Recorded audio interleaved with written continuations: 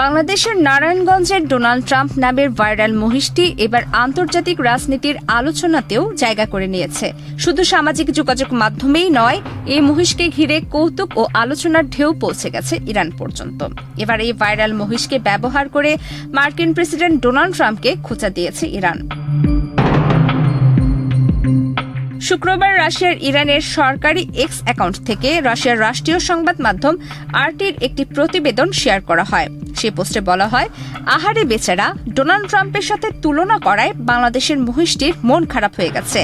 RT তাদের প্রতিবেদনে দাবি করেছে, ট্রাম্পের সাথে তুলনা করার পর এবং মানুষের অতিরিক্ত ভিড়ের কারণে নাকি মহিষটি ঠিকমতো খাওয়া দাওয়া করছে না বা রুচি হারিয়ে ফেলেছে।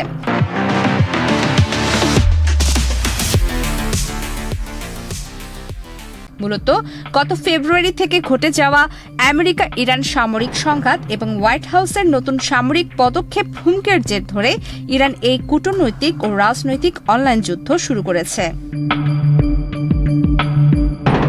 সম্প্রতি সামাজিক যোগাযোগ মাধ্যমে ভাইরাল হওয়া প্রায় 700 কেজি ওজনের অ্যালবিনো মহিষটির মাথার সোনালী রঙের চুল এবং মুখাবয়ব দেখে অনেকেই মার্কিন প্রেসিডেন্ট ডোনাল্ড ট্রাম্পের সঙ্গে এর মিল খুঁজে পান। এরপর মজার ছলে এর নাম রাখা হয় ডোনাল্ড ট্রাম্প। বাংলাদেশে এই মহিষটির জনপ্রিয়তা শুধু দেশেই সীমাবদ্ধ নয়, এটি এখন আন্তর্জাতিক সংবাদ মাধ্যমগুলোর কেন্দ্রবিন্দুতে পরিণত হয়েছে। বিশ্বের বড় বড় সব মিডিয়া এই খবরটি বেশ গুরুত্ব দিয়ে প্রকাশ করেছে।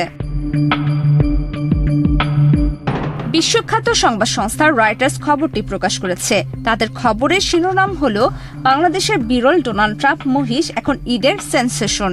যুক্তরাজ্যের নামী পত্রিকা দ্য টেলিগ্রাম মহিষটির কোরবানির বিষয়টি ফুটিয়ে তুলে শিরোনাম করেছে, বাংলাদেশ কোরবানি দিতে যাচ্ছে অ্যালবিনো ষাঁড় ডোনাল্ড ট্রাম্পকে।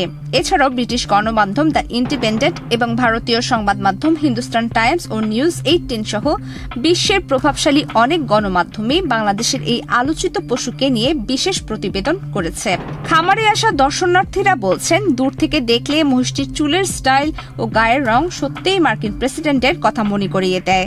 তবে ট্রাম্পের মতো উগ্র মেজাজের না হয়ে মহিষটি স্বভাবের দিক থেকে অত্যন্ত শান্ত ও ভদ্র।